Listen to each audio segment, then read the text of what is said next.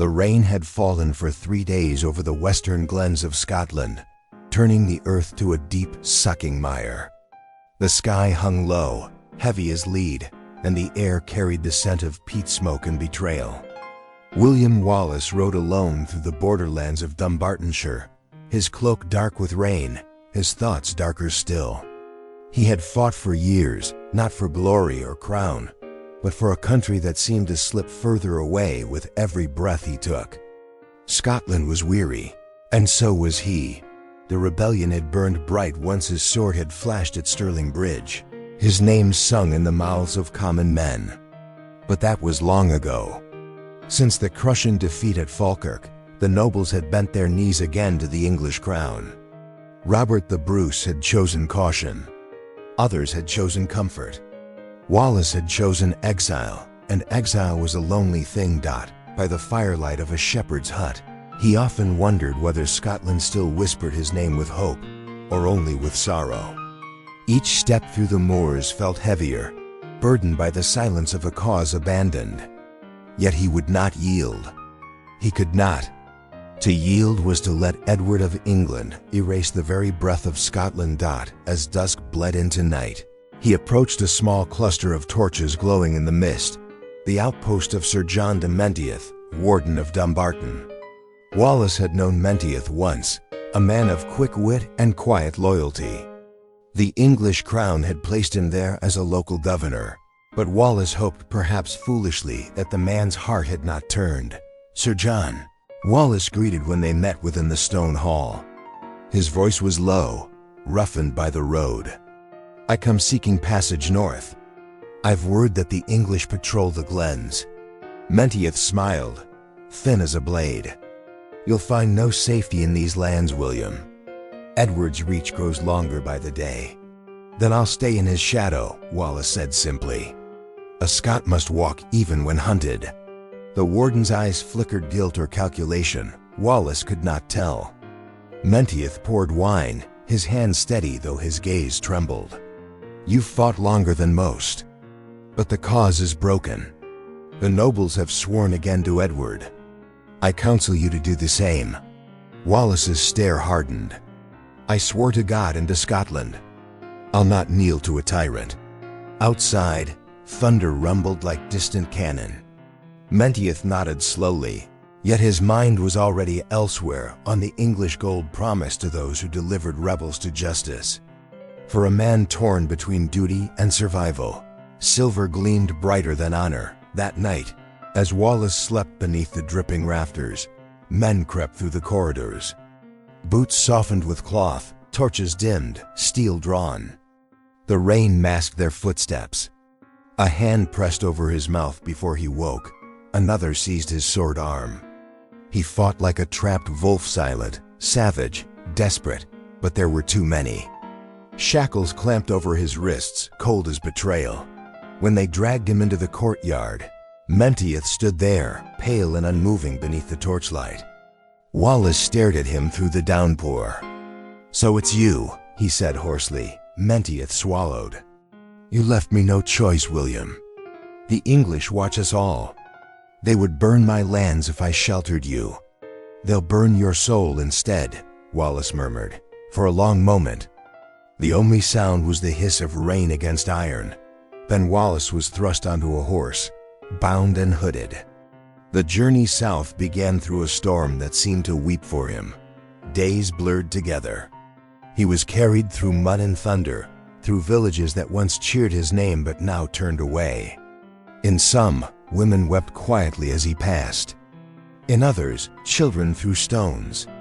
The English escort rode close, fearful of ambush though no Scots dared rise. Their victory had already been bought, not with blood, but with coin and fear. At the border, Wallace lifted his head to see the first gray outline of London on the horizon. He had never seen the English capital, but he had heard of its size, its wealth, its cruelty. They took him through the city streets at dawn, where merchants halted their carts and apprentices, climbed rooftops to see the monster of Scotland paraded before them. He was dragged to Westminster Hall, where banners of red and gold fluttered above a sea of faces. The charge was treason. Wallace, unbowed, met their stares. "I never swore allegiance to your king," he said, his voice echoing through the hall. "You cannot call it treason to fight for my own land." The judge's gavel struck once. His words were ignored, as justice had never been the point. The sentence had been written long before he was captured. Death by hanging, drawing, and quartering. It was not punishment, it was spectacle. A warning to all who might dream of freedom. That night in the tower, he was given one last chance to beg forgiveness from Edward. The priest urged him softly, "William, the king may show mercy if you kneel." Wallace smiled faintly. Mercy cannot be given by those who do not understand it. The dawn of August 23, 1305, arrived clear and cold. The square outside Smithfield teemed with thousands nobles, merchants, beggars, all drawn to see the rebels' end. Wallace was dragged through the streets on a rough wooden hurdle, bound hand and foot. He did not cry out. He did not lower his head. The people saw not a broken man but a figure carved of stone, defiant even in chains. When they raised him before the scaffold, a hush fell. The executioners waited for him to speak. Wallace looked up at the pale English sky, then to the crowd. "I die for the freedom of my people," he said quietly. "But they will remember. And one day they will rise." The words carried like a prayer. They did not break his spirit, though they broke his body. His death was cruel, but history would not remember the cruelty. It would remember the courage. From that day, the legend of William Wallace no longer belonged to kings or armies. It belonged to every heart that still beat for Scotland. And in the rain that night, as his body was divided and sent to the corners of the kingdom, a storm rose from the north. Some said it was only the wind. Others said it was Scotland breathing again, the wind that swept across. Scotland in the autumn of 1305 carried the echo of a name that would not die. William Wallace, even in death. His shadow lingered over every glen and castle, whispered in the halls of men who once swore loyalty to the English crown. Among them was Robert the Bruce, Lord of Annandale and Carrick Noble, cautious and torn between ambition and guilt. Bruce had watched the rebellion burn and falter. He had sworn oaths to Edward I, as every noble had done to keep his lands. Yet when news came of Wallace's execution, the brutal spectacle, the quartered body, the scattered remains, something broke within him. He had known Wallace, not as a friend, but as a mirror of everything he feared to be. Fearless, uncompromising, doomed. For days, Bruce shut himself inside his manor at Turnberry. The rain outside seemed endless, washing the blood of betrayal into the sea. He sat before the hearth, staring into the fire, seeing not flames but the eyes of a man who had refused to kneel. Was I right? He murmured to the silence. Or only safe? No one answered. The crackle of wood was his only counsel. Then came the messenger, mud-stained, breathless. "My lord," he gasped, "Edward summons you to Carlisle. He demands your presence at court." Bruce's fingers tightened around the parchment. The English king, the self-proclaimed hammer of the Scots, still demanded his obedience. Yet the fire in Bruce's chest had begun to smolder. The image of Wallace dragged, defiant, dying burned too brightly to ignore. That night, Bruce dreamed of Scotland as he had seen it in his youth. Wild, green, unbroken. In his dream, Wallace stood atop a misty hill, unchained and whole. "You cannot serve two masters, Robert," the ghost said softly. "The crown or your soul." When Bruce woke, the choice had already been made. At Carlisle, the court of Edward I gleamed with cold grandeur. Tapestries of conquest hung from the walls. Wales, Ireland, and now Scotland. The king sat upon his throne, old but unbent, his eyes sharp as a hawk's. "Robert Bruce," Edward said, voice heavy with suspicion. "You swore to me your fealty.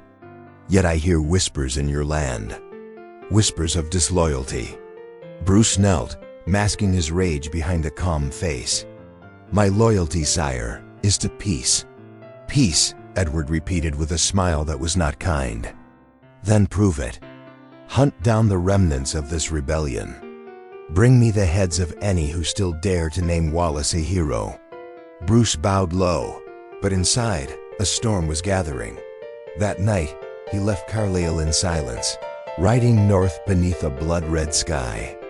Each mile he traveled, the mask of obedience slipped further away. By the time he reached the monastery of Dumfries, he was no longer a servant of Edward's peace, but the architect of Scotland's reckoning. It was there, in the stone cloisters of Dumfries, that fate forced his hand. John Comyn, Lord of Badenoch, the Red Comyn, waited for him. A man whose ambition equaled Bruce's, and whose loyalty to England ran deep. They had once been allies. Now they were rivals for the Scottish crown. Comyn's voice was low, dangerous. You talk of rebellion, Robert.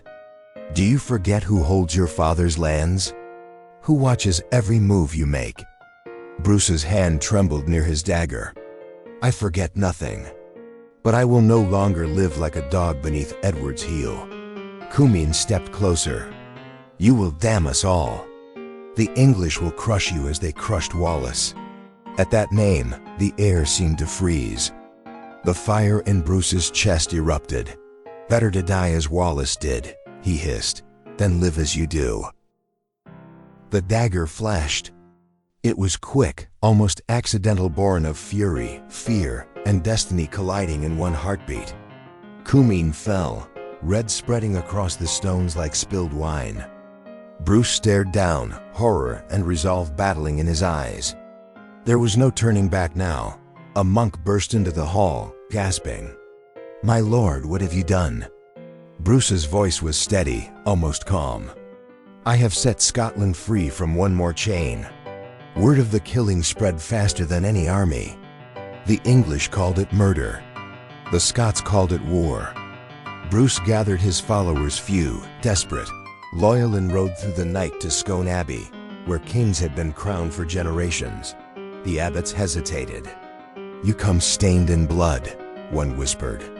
How can such a man wear the crown? Bruce met his gaze. Scotland has worn blood for years. If it must wear mine too, so be it. On a cold March morning in 1306, the circlet of gold was placed upon his head. There were no cheering crowds, no banners, only wind through the chapel's broken windows. Yet in that stillness, the Lion of Scotland was born. The coronation was followed not by triumph, but by ruin. Edward's wrath was swift. His armies descended like fire. Bruce's supporters were hunted, his brothers executed, his wife imprisoned in a cage. He became a fugitive, wandering through forests and caves. Pursued like a beast. In one dark cave, he sat alone by a dying fire. His sword lay across his knees, rusted and dull. The dream of Wallace returned, this time silent, only watching. On the cave wall, a spider struggled to weave its web, falling again and again, but never yielding. Bruce watched it in silence, and something within him hardened. If a spider can try 7 times, he whispered, so shall I. He rose, lifted his sword, and stepped into the light. Years later, when the banners of Scotland finally flew free again, men would say that it was Wallace's courage that lit the flame, but Bruce's endurance that carried it to victory. The lion had awoken from the shadow, and his roar would shake the throne of England. The winter of 1306 was cruel beyond memory. The winds came howling from the north like wolves, tearing at the heather and stone. Robert the Bruce, newly crowned King of Scots, was a monarch without a throne, a leader without an army. He rode through the glens with only a handful of loyal men, tattered, hungry, hunted. The English had descended upon his kingdom with fire and iron. Edward I's vengeance was total. His brothers Neil, Thomas, and Alexander were captured and executed. His wife, Elizabeth, and daughter were imprisoned. Even his sister was caged and displayed before the crowds. Each loss carved a deeper wound into his heart, yet also hardened it. The lesson was clear. There would be no mercy, only victory or extinction. The snow fell thick as ashes. Bruce and his men hid in the Western Isles. He found shelter with the Lord of the Isles, whose loyalty swayed like the sea. Food was scarce, hope scarcer still. Many nights, Bruce sat beside a meager fire, his sword across his knees, watching sparks rise and vanish into the dark. In those moments, he thought often of Wallace. Not as a martyr now, but as a warning. What happens when courage stands alone? If he were to succeed, he would need not only valor, but patience, cunning, and faith. His closest companion, James Douglas, sat beside him one night. The young noble's face was gaunt, his eyes sharp. "Sire," Douglas said softly, "the men grow weary. They need to believe there is still a Scotland to fight for." Bruce looked into the flames. "Then we'll remind them," he said. "When spring comes, we take back what's ours." Spring came slow but sure, and with it, Bruce rose from the ashes of defeat. He crossed from the Isles to the mainland, gathering what remnants of loyalty still lived. Villagers whispered of his return like a half-remembered prayer. The English garrisons mocked him at first. A king of caves and rats, they called him. Yet one by one, his raids began to bite. He struck fast and vanished faster, burning outposts, seizing supplies, liberating small towns. His army was small but mobile, forged by desperation. And for every victory, a few more Scots joined his cause. Then came the Battle of Glentrool. His first test. The English, confident and armored, marched through the narrow glen, unaware of what waited above them. Bruce's men hid among the rocks and trees, silent as the mountain mist. At his signal, they unleashed a storm of boulders and arrows. The English ranks shattered in chaos, their commander thrown into the icy waters below. When the echoes faded, Bruce stood atop the ridge, wind whipping his cloak, watching his enemies flee. For the first time, he smiled not in triumph, but in rebirth. The lion's heart had begun to beat again. Victory bred courage, and courage drew danger. The English struck back, forcing Bruce once more into the wilds. At Dowry, he was ambushed and nearly slain. His forces scattered, his banner trampled into the mud. That night, as he lay bleeding in a thicket beside a frozen stream, he looked up at the stars and whispered, "If I fall, let Scotland not forget." But Scotland did not forget, nor did she abandon him. A peasant woman found him the next morning. She tended his wounds in silence, her hands rough but gentle. "You're the king, aren't you?" she asked. "I was," he said faintly. She shook her head. "Then be him again." Weeks later, he reappeared in the north, leaner, harder, alive with purpose. His enemies had called him dead. Instead, he moved like a ghost through the highlands, striking, retreating, striking again. The English no longer mocked. They feared. His legend grew, spreading through the hills and towns. To the poor, he was hope reborn. To the English, a shadow that could not be caught. By 1307, his army had grown from a handful to hundreds. The fires of rebellion had been rekindled, and Scotland once again began to dream. Far south in England, King Edward I lay dying, his body failing though his will still burned.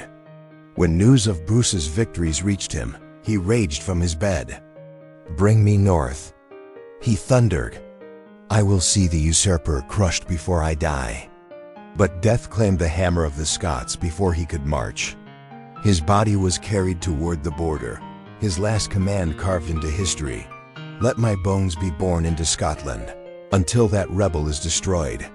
Bruce never saw the corpse, but he heard the words. He rode to a hill overlooking the border and whispered, "Then you will wait a long time, old king." That summer, he called his captains together, Douglas, Randolph, and the loyal Sir Edward Bruce. Around a campfire in the dusk, he spoke quietly. "This land has suffered enough chains. Wallace gave us the spark. We will be the fire." The men nodded. The glow of the flames lit their faces like ancient heroes. Above them, the first stars appeared cold, eternal, watching.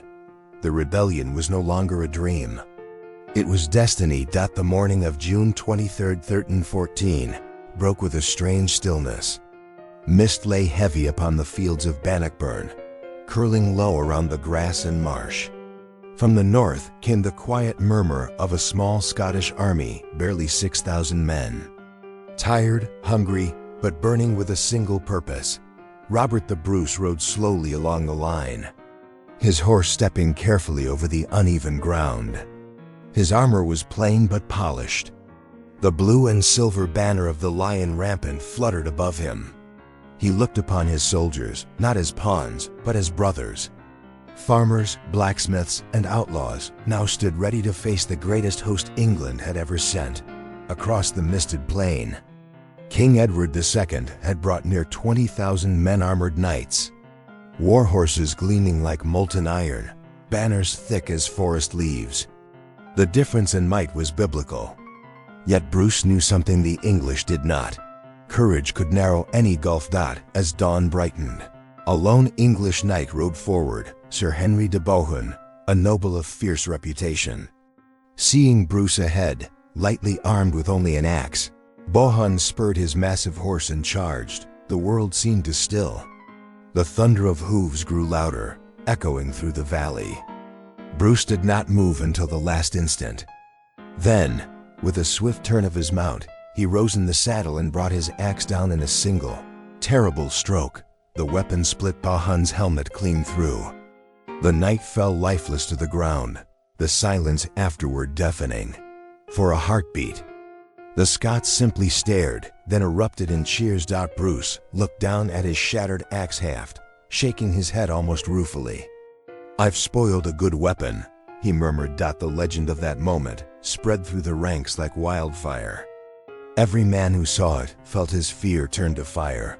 That night, as campfires flickered across the hills, Bruce gathered his commanders, Thomas Randolph, James Douglas, and his brother Edward Bruce. "The English are strong," he said quietly, "but the land is stronger. Tomorrow they will charge across the marsh. Let them sink in it." He traced the ground with his dagger, marking the narrow paths and hidden pits they had dug. "They will come proud, and they will drown in their pride." The men nodded. No grand speeches followed, only the quiet clink of armor, the sound of men preparing to meet fate. At dawn on June 24th, the mist lifted to reveal the English host in all its terrible splendor. Sunlight struck their armor like fire. Trumpets blared. Then the first charge came. Thousands of English knights thundered forward across the boggy ground. The earth shook beneath their weight. But the marsh betrayed them. Horses stumbled. Ranks broke, and from the thickets the Scots emerged. Spears braced, shields locked. The sound was chaos metal on flesh. Shouts, screams, splintering wood. Yet amid the storm, Bruce's voice cut clear. "Hold the line. For Scotland." The English pressed hard, but the narrow terrain turned their strength to ruin. The great cavalry could not maneuver. The Scots' schiltron's tight circles of spearmen stood immovable. By noon, the field was a churn of mud, blood, and shattered pride. From a nearby rise, Edward II watched in disbelief as his mighty army faltered. His commanders urged him to press forward, but confusion rippled through his lines. Then the second wave failed, and panic began to spread. Meanwhile, Bruce led from the front, his face streaked with dirt and sweat, his eyes alight with grim resolve. He fought not as a distant king, but as a man among men. At last, when the English ranks began to crumble, he raised his sword high and cried, "Now drive them home." The Scottish line surged forward, the English broke. What had begun as conquest ended in flight. Knights abandoned horses.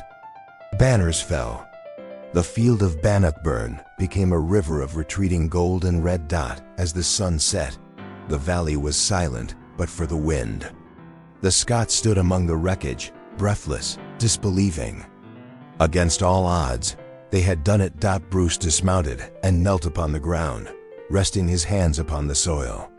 "This day," he whispered, "belongs to those who would not kneel." His men gathered around him, cheering, weeping, laughing through exhaustion. In that moment, Scotland was free not by parchment, but by blood and faith. Days later, in the abbey at Cambuskenneth, Bruce gave thanks. The bells rang across the fields, carried on the summer air. He thought of those lost brothers who had died, the years of exile. The ghost of Wallace still watching from the mists of memory. Freedom, he realized, was not a gift of kings, but the work of the common heart. That night, alone in his tent, he unrolled a faded scrap of tartan once belonging to Wallace. He placed it beside his sword and whispered, "You were the flame. I was only the keeper." Outside, the fires of Bannockburn still smoldered, but their light would burn in Scotland's soul for centuries to come. The years that followed Bannockburn were quieter, but no less perilous. Victory had given Robert the Bruce a crown, yet peace demanded something far rarer. Wisdom. Scotland was free, but fractured. Castles still lay in ruins, farms burned, families scattered by years of war. The people called him the good King Robert, yet he felt the weight of every stone that rebuilt the land. At Stirling, the royal banner of the lion rampant fluttered over the castle once more. The halls echoed with craftsmen's hammers, the scent of oak and limewash filling the air. Bruce walked among the workers, speaking not as ruler, but as a man who had slept on the same cold ground as they had. One child, barefoot, covered in dust, looked up at him shyly. "Is it true," the boy asked, "that you killed a knight with one swing?" Bruce smiled faintly. "Aye," he said, "but I would trade that blow for one season of peace." The boy nodded, not understanding. Bruce placed a hand on his shoulder and moved on, his heart heavy with the knowledge that peace was a harder fight. Even as Scotland rebuilt, England simmered. King Edward II had fallen into chaos, his barons rebelling, his crown trembling. Bruce's armies raided the borderlands, not from vengeance, but to force the recognition of Scotland's independence. Each raid was a message. Scotland would not bow again. In 1320, that message became immortal ink. At Arbroath Abbey, a gathering of nobles and churchmen sealed the Declaration of Arbroath, a letter to the Pope that spoke not of kings, but of people.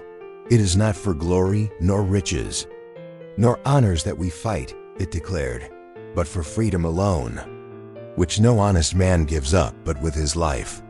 When Bruce read those words aloud before the council, silence followed. Then, one by one, the nobles rose to their feet. In that moment, the spirit of Wallace lived again, not in rebellion, but in resolve. Yet even triumph could not silence doubt.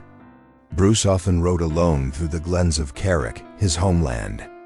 He would stop by the ruins of his father's hall, listen to the wind, and remember the faces of those lost Douglas, Randolph, and the countless nameless.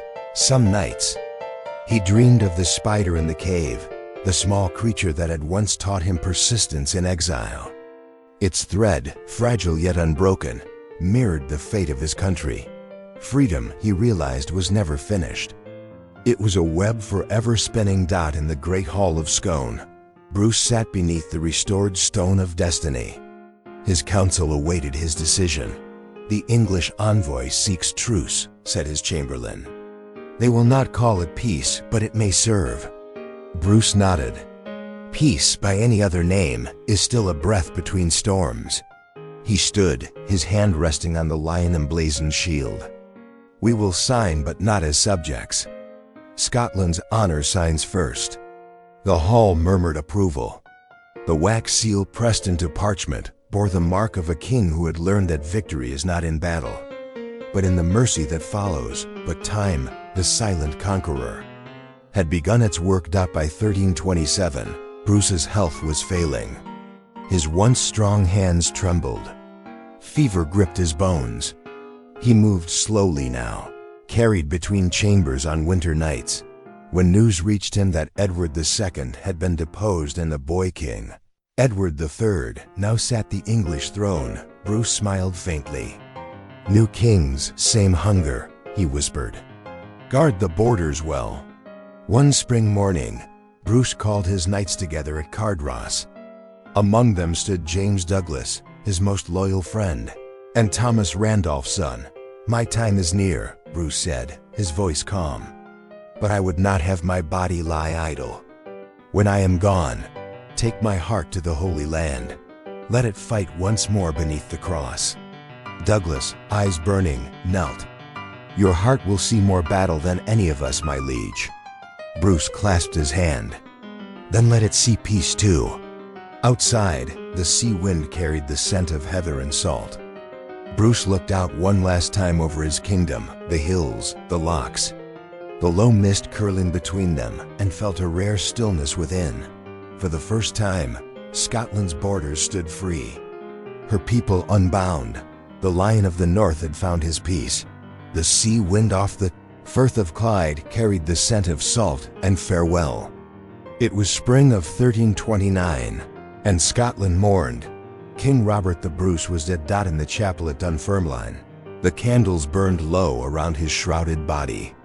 The silence was broken only by the distant toll of the abbey bell. Men who had once ridden beside him now stood with bowed heads. Unable to speak, at the altar knelt Sir James Douglas, known to friend and foe alike as the Black Douglas. He had been Bruce's shadow in life, and now, his messenger in death. In his hands lay a small casket of polished silver, bound in leather straps and engraved with a lion rampant. Inside it rested the heart of the king. Bruce's last words echoed still. Take my heart to the Holy Land, and let it fight once more beneath the cross. By summer, Douglas had gathered a company of knights, Sir William Sinclair, Sir Robert Logan, and a score of loyal men. Their armor bore the Saltire Cross. Their banners carried both the Lion of Scotland and the Red Cross of Christendom.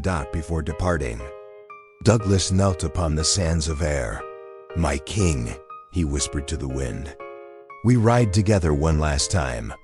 He lifted the casket to his lips, and for a moment, it seemed the waves themselves stilled to listen.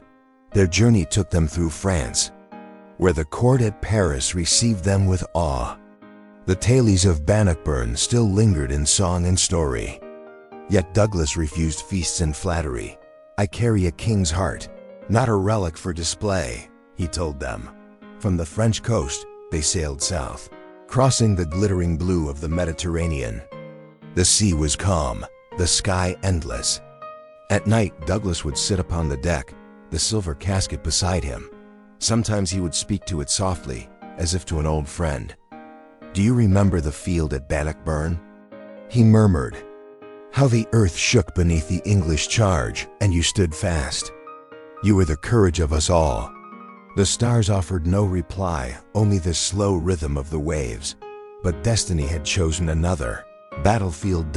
In the summer of 1330, Douglas and his men joined the forces of King Alfonso, the 11th of Castile, who was waging war against the Moors in the south of Spain. The Scots had not come for conquest, but for honor, to fulfill their king's wish upon the field of faith. At the fortress of Taba, the air shimmered with heat. The land was foreign, sun-scorched, and red as blood. The Moors rode swift and silent, their banners black against the white stone of the hills. Douglas led his men beneath the blazing sun, the silver casket hanging from a chain at his neck. We fight for God, for Bruce, and for Scotland, he said. The Scots formed a small company beside the Castilian lines, their blue saltire banners fluttering in the wind. On the morning of battle, the Moors feigned retreat. Douglas, burning with valor, pursued them too far into the open plain. Too late. He saw the trap close. Hundreds of Moorish cavalry wheeled around, surrounding the small band of Scots. Spears glittered like a sea of steel. Sinclair shouted for retreat, but Douglas only laughed a fierce, fearless sound. We have come too far to turn back now. He drew the silver casket from his neck, kissed it once, and hurled it toward the enemy, crying, Go first, brave heart, as you always did. Douglas will follow you. Then he charged, the clash was terrible. The heat, the dust, the cries of horses filled the air. The Scots fought like lions, encircled by waves of enemies. Douglas cut through them with relentless fury, his sword flashing red in the sun. But numbers told. One by one, his men fell around him: Sinclair, Logan, unnamed knights who had followed him across seas and years. When at last Douglas himself fell, pierced by lances, his final sight was the glint of the silver casket lying in the dust before him. He smiled faintly. "My king, we are home." When the battle was done, the survivors found Douglas's body beside the heart of Bruce. Both were brought back to Scotland with honor. The heart was buried in Melrose Abbey, beneath a simple stone carved with a lion and a cross. There, in the stillness of the border hills, the two friends rested, one who had fought for freedom, and one who had carried that freedom to the ends of the earth. And though centuries would pass, the tale of the lion's heart would live on, whispered in the winds that roll over Scotland's heathered fields, a story of loyalty. Beyond life itself, the fields of Bannockburn were silent now, overgrown with grass and memory. The blood had long been washed away by the rains, but the soil still seemed to hum with ghosts. It had been years since Robert the Bruce and James Douglas had gone to their rest. Scotland was at peace, at least the kind of peace that comes after too much dying. But peace, like freedom, is fragile, and shadows once born do not fade easily. In the halls of Edinburgh, the boy King David II, Bruce's only surviving son, sat upon the throne. He was barely 5 when his father died, and now, as a young man, he bore the crown of a kingdom not yet healed. Advisors crowded his chamber, nobles with hungry eyes, bishops whispering counsel, soldiers still carrying the weight of old wars. At night, David would look up at the banners hanging from the rafters: the lion rampant of Scotland, the tattered saltire, the black pennon of Douglas, and wonder if he could ever stand beneath them as they did. In his dreams, he saw his father's face, stern yet kind, and heard his voice: "A crown is not a prize, my son. It is a promise." Beyond the castle walls, Scotland struggled to breathe. The land had been burned too many times, the people taxed and weary. Many whispered that the spirit of Wallace and Bruce had died with them, yet in the border towns, stories persisted of the lion's heart that beat still beneath Melrose, of the ghostly knight seen on foggy moors, riding with a banner of light. The people believed, and that belief was a weapon sharper than any sword. But the English, as ever, had not forgotten. In 1332, under the weak regency of the nobles, Edward Balliol, son of the disgraced former king, crossed the border with an English-backed army. He claimed the Scottish crown by right of blood and by English gold. The first battle came at Duplin Moor, where the Scottish army was crushed. Thousands fell, and the coronation of Balliol was held in Perth under the protection of English soldiers. Once more, Scotland's freedom trembled. David, then only 8 years old, was sent to France for safety. The journey across the sea felt like exile. From the deck of the ship, he watched the coastline of his father's land fade into mist. Beside him, his guardian spoke softly: "You will return, my king. The lion always returns." But David said nothing. He was too young to answer, too old to believe. Years passed in foreign courts. The boy became a man educated, fluent in the tongue of diplomats, trained in the arts of peace more than war. Yet he carried his father's legacy like a hidden wound. He heard whispers that Scotland was again divided, that Balliol ruled in name, but English lords ruled in truth. Then came the news that roused him like a spark in dry straw. The Scots had risen again, the old families of Bruce, Randolph, and Douglas. What remained of them had driven Balliol's forces from the north. The banner of the lion flew once more over Stirling. David knew what he must do.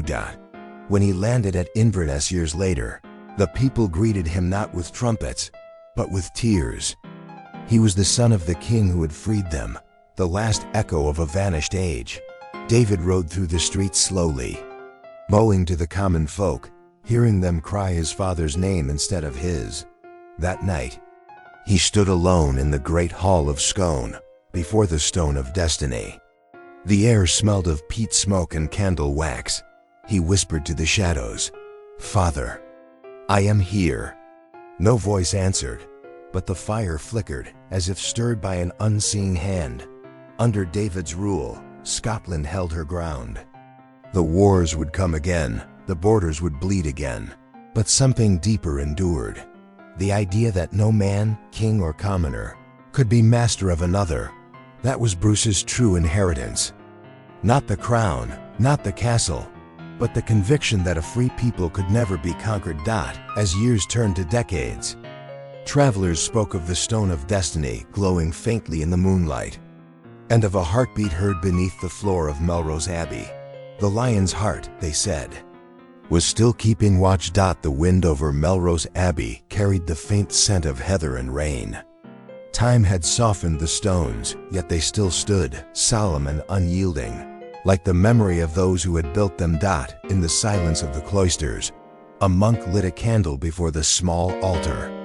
He did not look at the floor beneath his feet, but he knew what rested there.